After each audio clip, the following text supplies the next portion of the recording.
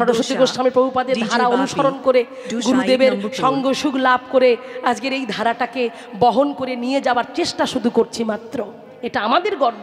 আস্তে কথা বলো না। তাই আজকে দেখুন সেই ভক্তি বিনোদ ঠাকুর জগৎকে শিক্ষা দিয়ে গেল, জগৎকে জানিয়ে দিয়ে গেল। তিনি একজন বড় ম্যাজিস্ট্রেট হয়ে যে সেবা করতে গেলে নিজেকে কি হতে হবে সেটা জানিয়ে দিয়ে গেল। কোন কথাটা আজকে তিনি টেনে নিয়ে আসছে লক্ষ্য করে দেখুন, গায়ের লোম খাড়া হয়ে উঠবে। দেখুন অনেকে আছে যারা পদাবলীর বাইরে প্রচুর কথা বলে। এত ভালো ভালো পদ আছে না, গুরুদেব বলছেন যে এত ভালো ভালো পদ আছে, সুভদ্রা পদাবলীগুলো যদি গাইতে পারো, পদাবলীগুলো যদি ভাঙতে পারো আসলে দাঁড়িয়ে, তাহলে জানবে তোমার আউট কোনো কথা বলতে লাগবে না। পদকর্তা যা দিয়ে গেছে, মহাজনগণ যা আমাদের দিয়ে গেছে, তাদের নির্যাসটা, তাদের ভজনের কথা যে দিয়ে গেছে, সেই ভজনের কথাগুলো যদি আমরা জীবনে উপলব্ধি করতে পারি, যদি শ্রবণ করতে পারি, আমাদের প্রত্যেকের মানব জমিটা না উর্বর হয়ে যাবে। কিন্তু আমরা এ কথা সে কথা বলে সময়গুলো কাটিয়ে দিই, সময়গুলো নষ্ট করে দিই। কীর্তন যদি শুনতে হয় বাবা, পদাবলী কীর্তন শুনবেন, মহাজনের পথ শুনবেন, তাহলে জানবেন যে আমার কমিটির দাদা ভাইরা এত পয়সা খরচ করে হরিবাসর করছে, এই হরিবাসর করা সার্থক, আর গ্রামের মঙ্গলও হবে, আপনাদের প্রত্যেকের মঙ্গল হবে। তাই আজ ভক্তি বিনোদ ঠাকুর বললেন, কি বললেন জানেন? আহা, তুমি তো ঠাকুর আমি তোমার কুকুর,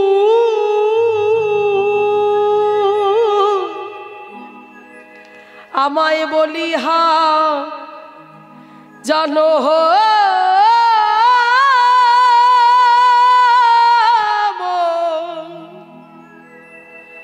মোরে,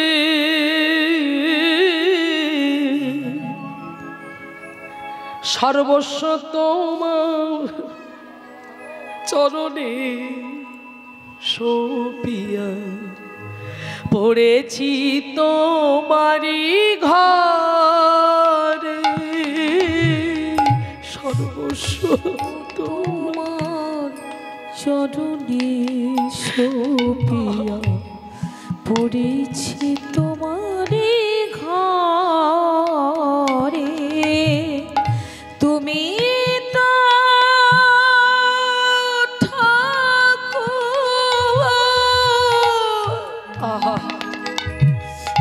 আমি তোমারি কুকুর, তুমি তো ঠাকুর আমি তোমারি কুকুর। দয়াময়, তুমি যদি আমার ঠাকুর হও তবে আমি তোমার চরণের কাছে কুকুর হয়ে থাকব। আমাকে রাখবে তুমি তোমার চরণের কুকুর হয়ে? কুকুরের কাজ কি? যে মালিক কুকুরকে বাড়িতে নিয়ে গিয়ে পুষে রাখে, কত আদর যত্ন করে, দেখবে থাকতে থাকতে গা পোষা হয়ে যায়। তাই কুকুরকে যা বলে কুকুর তাই করে। হ্যাঁ, কুকুরের এত ঘ্রাণ শক্তি খারাপ মানুষ যদি দেখতে পায়, তার ঘ্রাণ শোকে, তার গন্ধ শুকে সে বলে দিতে পারে যে খারাপ মনোপ্রবৃত্তির মানুষ। তাই ভক্তি বিনোদ ঠাকুর বলছে, প্রভু আমি তোমার দ্বারে থাকবো, তোমার দ্বারে থেকে তোমার পায়ের কাছে কুকুর হয়ে বাঁধা থাকবো। তুমি যা বলবে আমি তাই শুনবো, আমি তাই করব। তাই বলছি তুমি তো ঠাকুর আমি তোমারই কুকুর, বলি হা জানো মোরে। এর পরের লাইনে কি বলছে দেখো, বাঁধিয়ানি কটে পালিবে আমার, থাকিব তোমার দ্বারে, বাঁধিয়ানি কটে পালিবে আমারে, থাকিব তোমার দ্বারে, প্রদীপ জনে রে আসিতে না দেব, প্রদীপ জনে রে আসিতে না দেব, রাখিব গড়ের ধারে, প্রদীপ জনে রে আসিতে না দিব, রাখিব গড়ের ধারে। তাই আমি কৃষ্ণ বহির্মুখী জীবকে আমি গড়ের কাছে রেখে দিয়ে আসবো, আমি তোমার চরণের দাস হয়ে থাকবো। তাই তুমি আমাকে তোমার চরণে দ্বারের কাছে আমাকে রেখে দিও কুকুর করে। তাই তোমার কাছে আমার এই প্রার্থনা। তাই আজকে দেখুন, সেই ইচ্ছাটুকু, সেই ভাবটা মনের মধ্যে রাখতে হবে, তবেই আমরা ভগবানের সান্নিধ্য লাভ করতে পারবো। তাই অখিল ভুবন ভরি হরি রস বাদর বরিশাই চৈতন্য মেঘ। হ্যাঁ, এবারে কি বলছে? ভগত চা চাতক যত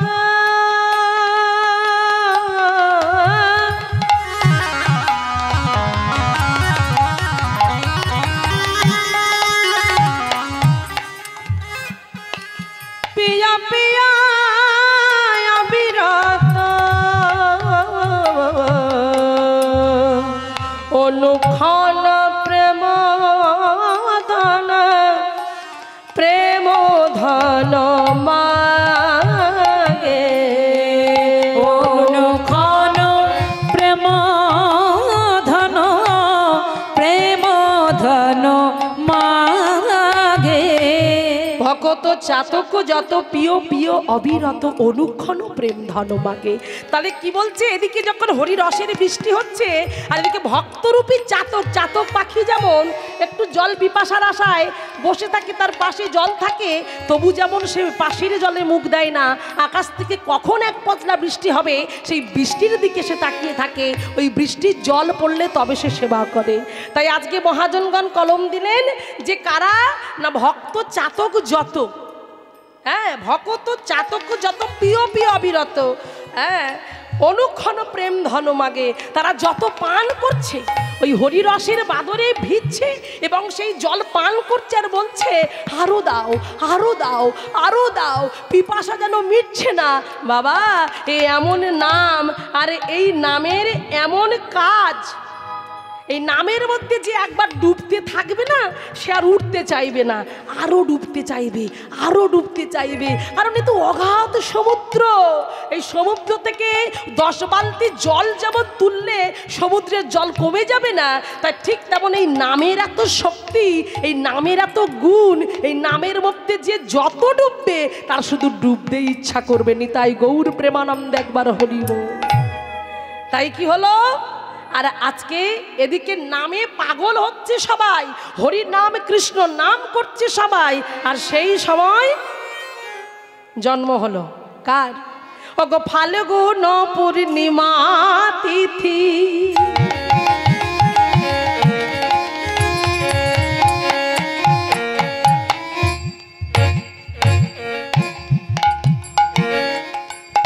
অগস্ট সেই মেঘে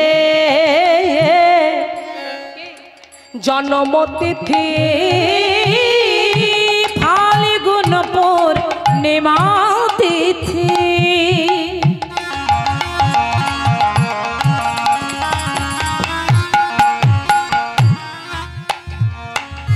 অগো মেঘের জন্মতিথি, ওগো সেই মেঘে করিল বাদর গো, সেই মেঘে করিল বাদর, ওগো সেই মেঘে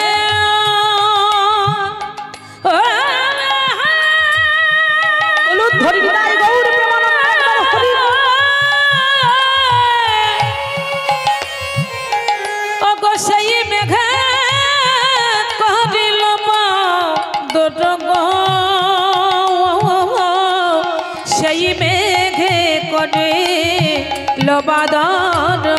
তাহলে ফাল্গুন পূর্ণিমা তিথি সেই মেঘের জন্মতিথি। তাহলে সেই ফাল্গুন পূর্ণিমা, গৌর পূর্ণিমা, আর সেই তিথিতে শুভ দিনে শুভক্ষণে জন্ম হলো আমার মহাপ্রভু। তাই বলছে সেই মেঘে করিল বাদর, যে মেঘ থেকে বৃষ্টি হলো হরি রসের বৃষ্টি, আবার সেই মেঘ মাটিতে নেমে এসেছে, জন্ম নিল সচিমা তার গর্ভ সিন্ধু আলো করে। হ্যাঁ, তাই কি হলো? শুধু জন্ম নিল না, জন্ম নেওয়ার সঙ্গে সঙ্গে একটা একটা করে উদ্ধার হচ্ছে। ও গো উঁচু নিচু যত ছিল,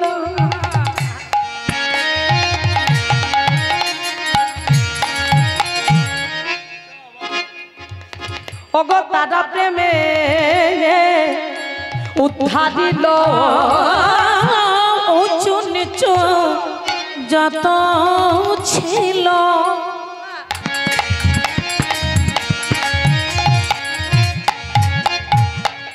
ও গো তারা প্রেমে উদ্ধার এলো। কি বললেন? উঁচু নিচু যত ছিল তারা প্রেমে উদ্ধারিল। এখানে জাতপাতের কোনো বিচার রইল না। আগে ছিল, মহাপ্রভু আসার আগে বিচারটা বেশি করেছিল, কিন্তু মহাপ্রভু যেই এলেন এত ভেদাভেদ দেখলেন, চিন্তা করলেন এত ভেদাভেদ নিয়ে উদ্ধার হওয়া যাবে না, ভজন করা যাবে না। তাহলে উদ্ধার হতে গেলে সব জাতিকে আমার এক করতে হবে। আজকে এই বামনগাছিতে এত সুন্দর একটা হরিসভা হচ্ছে, এখানে কোনো ভেদাভেদ আছে দেখুন?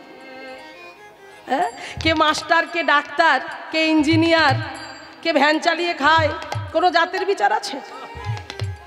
সব একসঙ্গে বসেছে, সবাই কীর্তন শুনবে, কারণ শুনলেই তো উদ্ধার হবে, শুনলেই কৃপা হবে, এই হরির নামে যে উদ্ধার হবে। সেই জন্য কোনো জাতের বিচার এখানে তিনি রাখলেন না।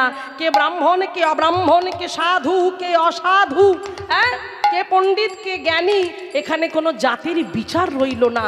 যে হরিনাম করতে পারবে, যে কৃষ্ণ নাম গাইতে পারবে, নামের গুণে জীব উদ্ধার হবে।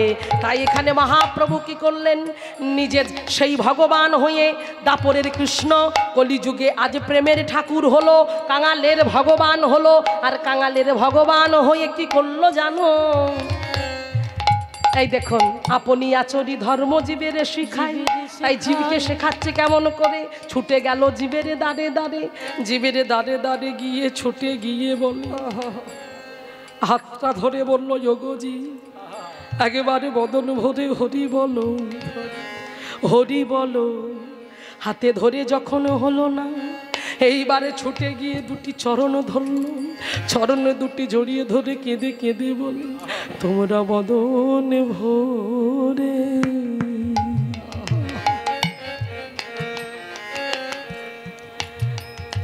প্রাণে ভরে একেবারে হরি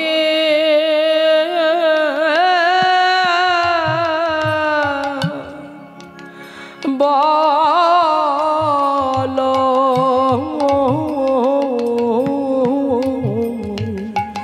তোমরা বদন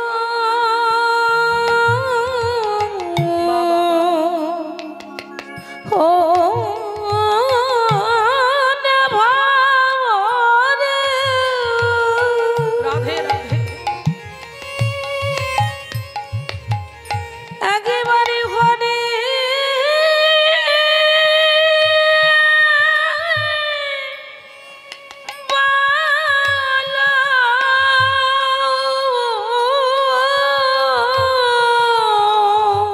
তোমাদের আমাদের সকলে জ্বালা,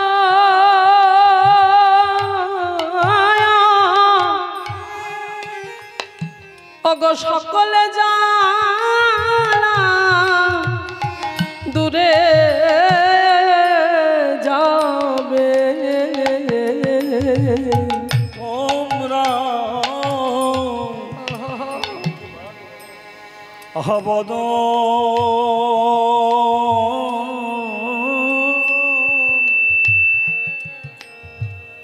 ভরে।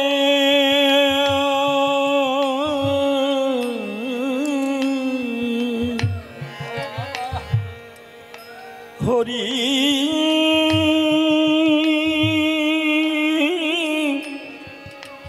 বলো।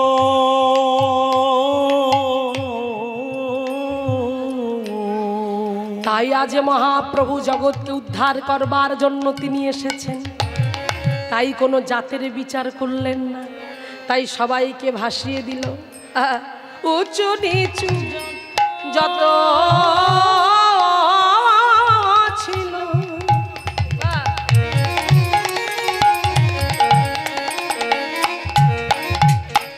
ও গো তারা প্রেমে উদ্ধারিল। ও গো গোরা বড়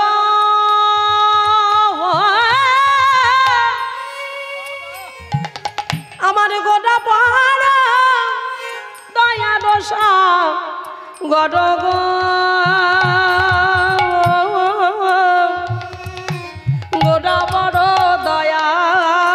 সাগর ও গো গোরা বড় ও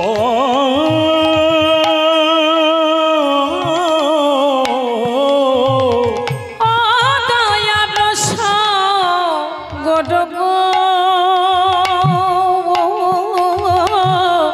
আমারে গোরা বড় দয়া রসাগর ও মাইরা ও গো এমন দয়া দেখি না বলে এমন দয়া দেখি না যে যে চেষে ধে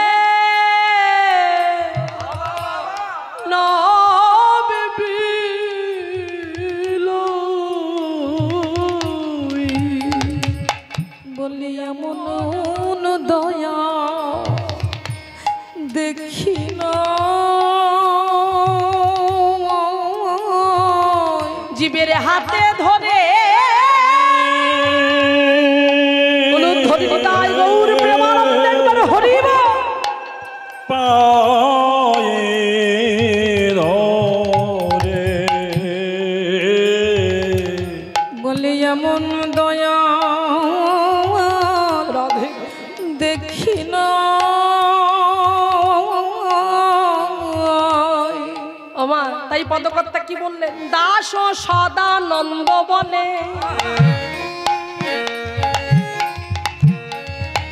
কেন রইলে মায়া জালে দাস সদানন্দ বলে অগ কেন রইলে রে মায়া জালে ওগো প্রভু বনে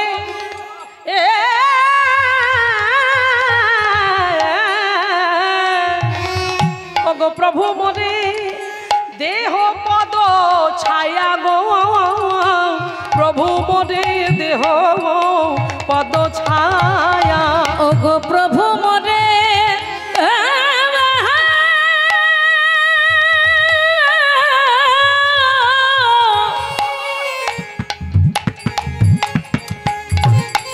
ওগো প্রভু মরে দেহ পদ ছায়া গো প্রভু মরে দেহ পদ ছায়া তাই এখানে দাস সদানন্দ দাস ঠাকুর বললেন কেন রইলে মায়া জালে মায়ার জাল কেটে বেরিয়ে এসে প্রভুকে বলো প্রভু প্রভু মোরে দেহ পদ ছায়া তোমার চরণে ছাড়া সবাই বলুন দয়াময় তোমার চরণ ছাড়া করো না অধমে বলে যেন দূরে ঠেলে দিও না তোমার চরণে ছাড়া নানা করো না না না গো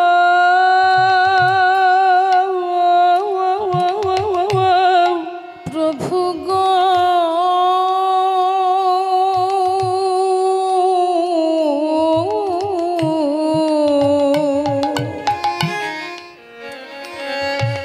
তোমার চরণ ছাড়া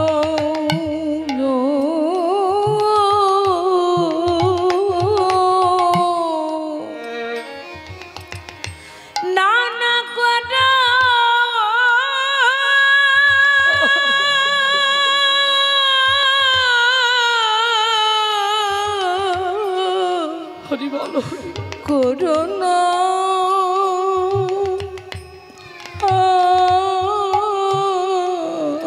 গো আমায় ওই চরণে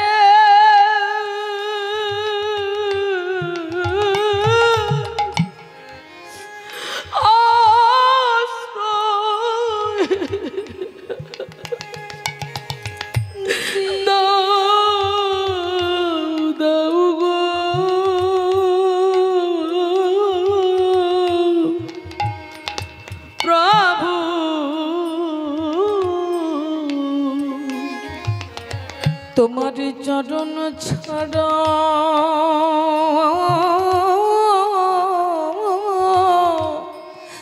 আমায় করো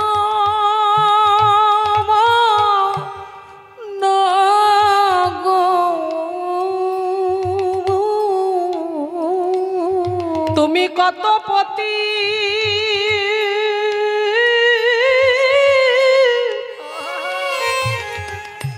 কত পতি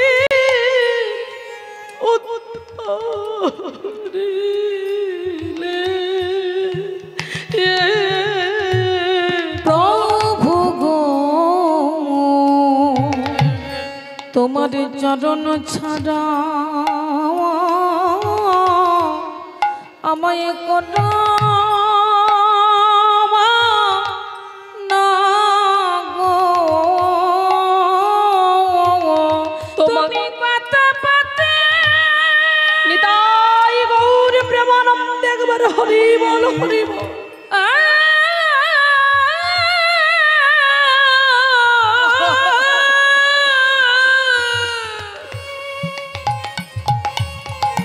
তুমি কত পথে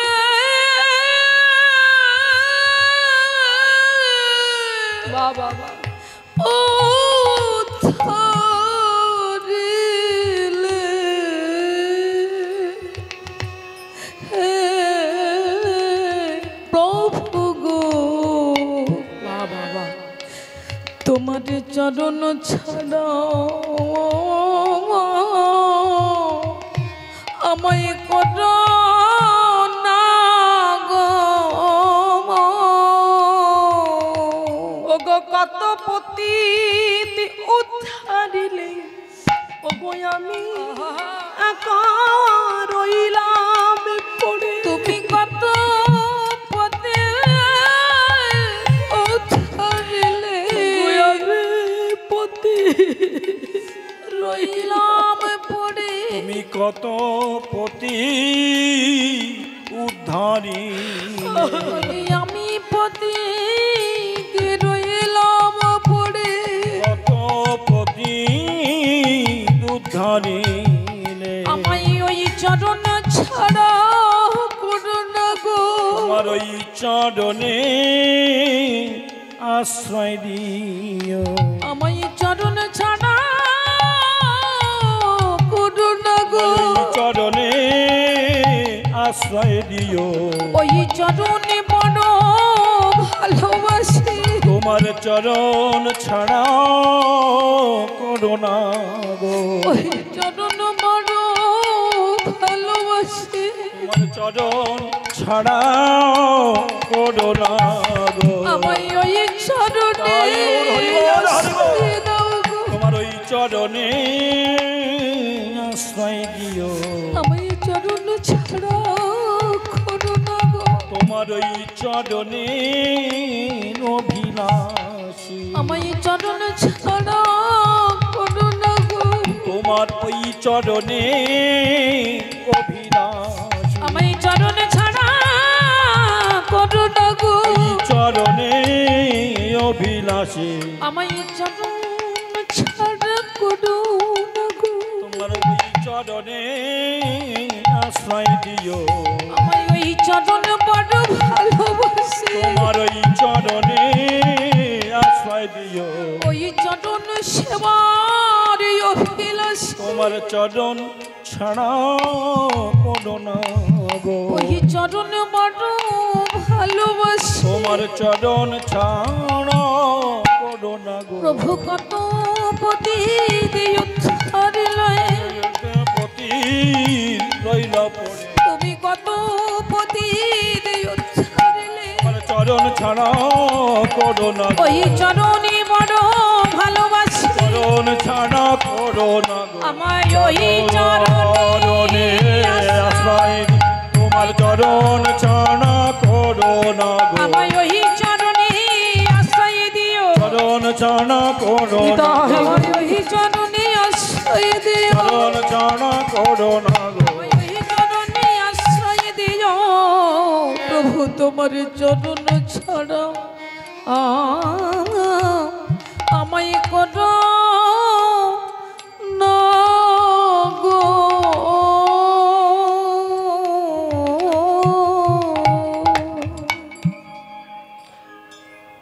ওগো দাস সদানন্দে বলে কেন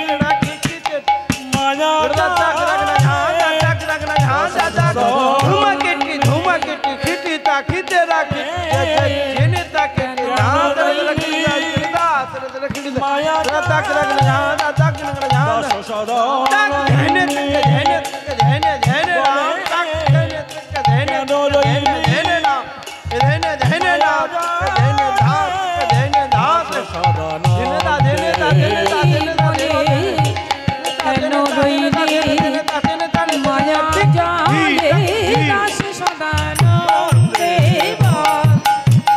কেন রইলি মায়া জালে সদানন্দে বলে কেন রইলি মায়া জালে দাস সদানন্দে বলে কেন রইলি মায়া জালে দাস সদানন্দে বলে কেন রইলি মায়া জালে ওগো দাস সদা নন্দ বলে। অপূর্ব অপূর্ব সুন্দর পরিবেশ। আর মায়েরা একটা কথা জানবেন, হরিবাসরে বসে বসে যদি ভগবানের জন্য দুফোঁটা চোখের জল ফেলতে পারেন তাহলে জানবেন যে আজকের এই বামনগাছি এত সুন্দর একটি বড় হরিসভা তবেই সার্থকতা লাভ করবে।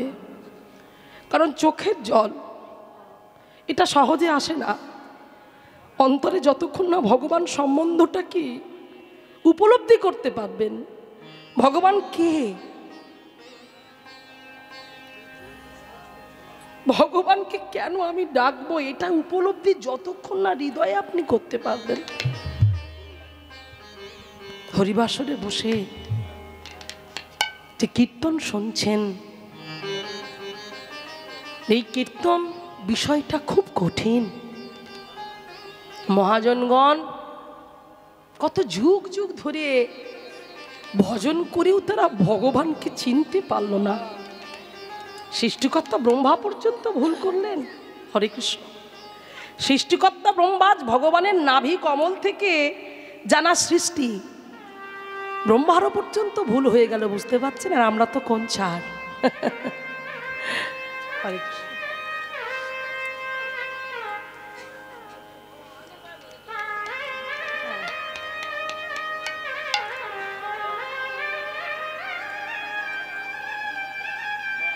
তো চিন্তা করে দেখুন, সেখানে ব্রহ্মা ভুল করে ফেললেন। আপনারা সবাই তো জানেন, ভগবান যখন ধেনুবাৎস নিয়ে খেলা করছিলেন সেখানে ভগবানকে ওই ব্রহ্মা সাধারণ বালক ভাবতে লাগলেন, আর সেখানে ভুল করলেন, নবলক্ষ ধেনু হরণ করলেন, আপনারা সবাই জানেন। তো দেখুন সেখানে আমরা তো কোন ছাড়। সেই জন্য যদি জয়ী করতেই হয় চোখের জল দিয়ে জয়ী করতে হবে, একমাত্র চোখের জল। হ্যাঁ, হরি বল। তা আজকে চলুন অপূর্ব সুন্দর একটি লীলা আমরা শ্রবণ করব। সেই লীলার মাধ্যম থেকে আমরা জানতে পারবো গুরু ভক্তি কাকে বলে। গুরুদেবের চরণ স্মরণ করলে কোন জায়গায় পৌঁছে যাওয়া যায়। একমাত্র গুরুদেবই আছে যে আমাদের সঠিক পন্থা, সঠিক রাস্তাটা, সঠিক পথের সন্ধানে আমাদের এগিয়ে নিয়ে যেতে পারবেন। একমাত্র গুরুদেবই পারবেন। তাহলে আজকে আমরা লীলার মধ্যে দিয়ে জানতে পারবো যে সেই ভক্তের গুরু ভক্তি, হ্যাঁ, কেমন গুরু ভক্তি ছিল, গুরুদেবের চরণে নিজের মন প্রাণ কেমন করে সমর্পণ করে দিয়েছিল, সেটা আজকে আমরা এই লীলার মধ্যে দিয়ে অনুভব করব, আস্বাদন করব। আজকে আমাদের আস্বাদনের বিষয় অপূর্ব সুন্দর একটি লীলা। লীলার বিষয়বস্তু হলো ভক্ত চরিত্র। আমরা গাইব রামচন্দ্র কবিরাজ। রামচন্দ্র কবিরাজের জীবনী কথা আজ আমরা শ্রবণ করব। যে রামচন্দ্র কে ছিলেন সেটাও আজকে আমরা জানব। মায়েরা পুরীধামে গিয়েছেন? পুরীধাম কারা কারা পুরীধামে গিয়েছেন? এদিকে বাহ, দিদি গিয়েছো? বাহ, কতবার যে গিয়েছে ঠিক নেই। ও মায়েরা, তাহলে পুরীধামে আমরা সবাই যাই, সবাই পুরীধামে যাই। পুরীধামে গিয়ে দেখতে যাই জগন্নাথের নাম করে, কিন্তু সারাক্ষণ সমুদ্রে ঢেউ খাই। ওই সমুদ্রে আচার খেতে খেতে হাত পা ভেঙে বাড়ি আসে অনেকে। তারপরে জগন্নাথ বুঝিয়ে দেয় নাম করে, আমার নাম করে গেলি পুরীতে, আর গিয়ে শুধু ঢেউ খেলি, খা, কত ঢেউ খাবি। সেই পুরীধামে জগন্নাথ, সুভদ্রা, বলরাম, শ্রীক্ষেত্র ধাম, সেই ক্ষেত্রে মহাপ্রভু 48 বছর বয়স পর্যন্ত তিনি ছিলেন। 48 বছরের 24টা বছর তিনি সংসার জীবনে পদার্পণ করেছেন, আর 24টা বছর তিনি সন্ন্যাস ধর্মে নিজেকে বিলিয়ে দিয়ে তিনি বহু জায়গায় তিনি গিয়েছিলেন, এবং শেষ জীবন তিনি গম্ভীরায় তিনি ছিলেন। তো দেখুন বাবা, তো মহাপ্রভু গম্ভীরায় থাকতেন বলে ওইখানে যে পুরীধামে যে রথযাত্রার মেলা হয়, সেই বাঙালিদের খুব প্রিয় একটি মেলা রথযাত্রার মেলা। তো সেই রথযাত্রার মেলা উপলক্ষ করে বাংলা থেকে প্রচুর মানুষের ভিড় হয়, প্রচুর মানুষ আসে। কেন আসে? ওমা, রথ দেখাও হলো, কলা বেচাও হলো, দুটো কাজ একসাথে হলো।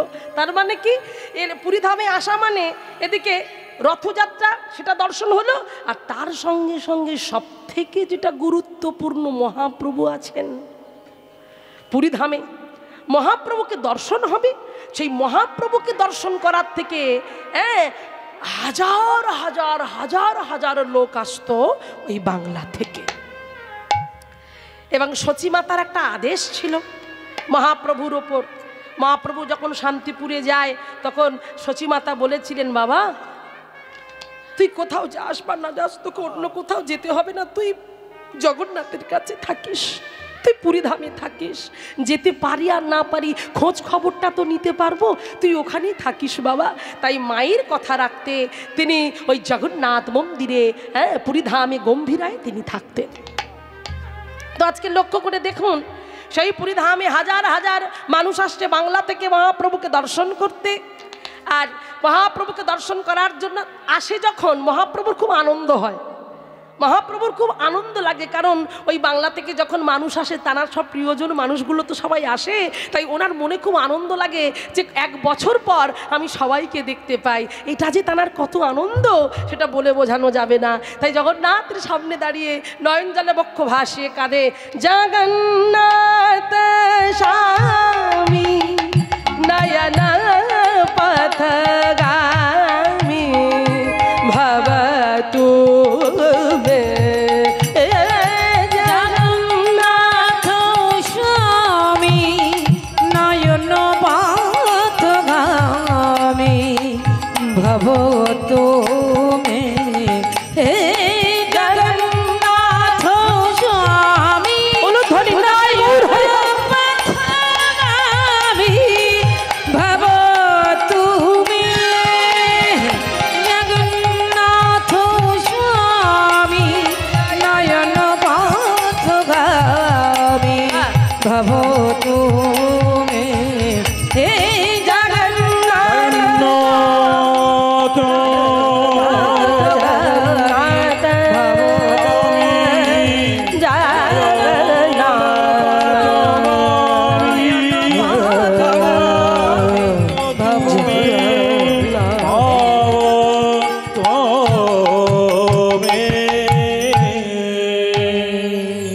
জগন্নাথ মম স্বামী নয়ন পথগামী ভবতু মে ভবতু মে ভবতু মে।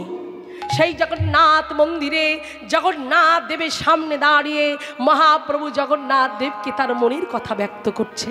আহা, আর সেই পুরীধামে আসছে হাজার হাজার ভক্ত, মহাপ্রভুকে দর্শন করতে আসছে।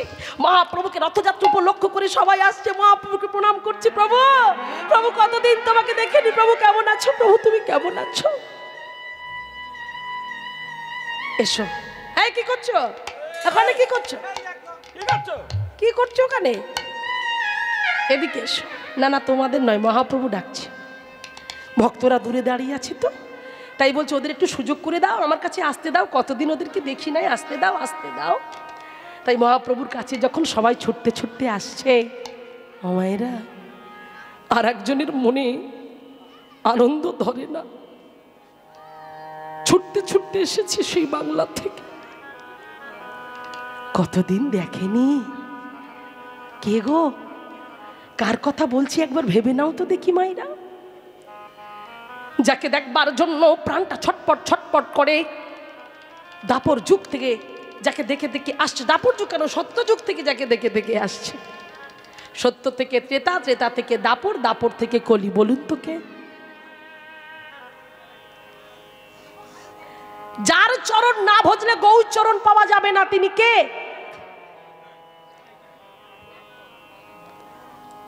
আজকে তিনি ছুটতে ছুটতে আসছে, আমার ভাইকে দেখবো না। কতদিন আমার ভাইয়ের চাঁদ বদনটা আমার দেখা হয়নি। এক রাস ভালোবাসা নিয়ে, নয়নের জল নিয়ে, যাকে আমরা বলি পাগলা নিতাই, পাগল ঠাকুর, সেই পাগলা নিতাই আজকে ছুটতে ছুটতে আসছে, ছুটতে ছুটতে অবধূত নিত্যানন্দ ছুটতে ছুটতে আসছে।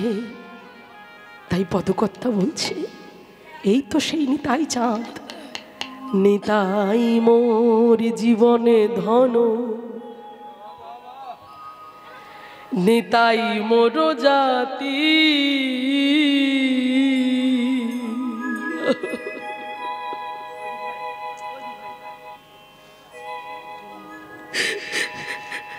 নিতাই বিহনে মোর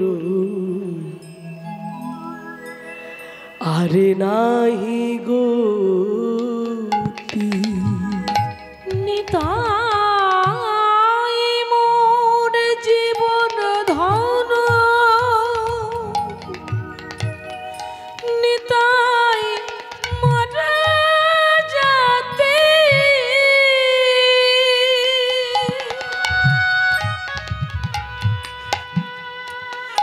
নিতাই বিহনে মোর আরে নাহি গতি। নিতাই মোর জীবন ধন, নিতাই মোর জাতি। নিতাই বিহনে মোর আর নাহি গতি। নিতাই সংসার সুখে মুখে তুলে দিয়ে ছাই নগরে মাগিয়া কাব।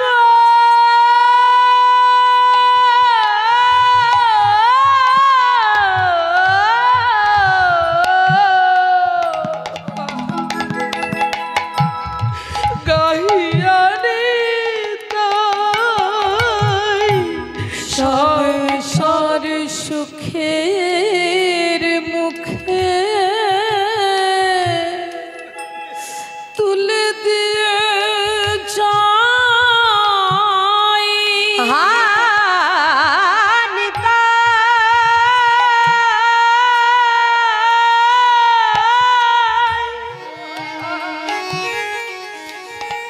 তুমি করুণা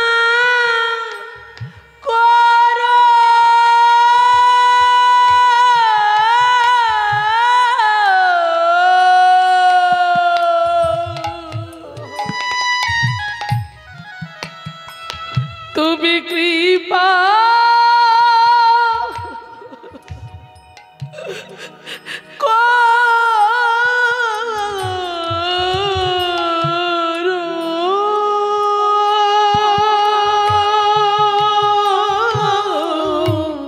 সংসার সুখের মুখে, সংসার সুখের মুখে তুলে দিয়েছ।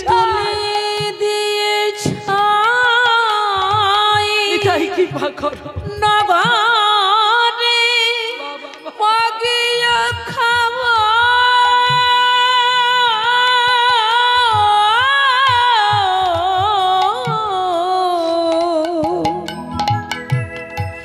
গাহিয়ানি তাই, এটা আমার সব থেকে বড় গর্বের।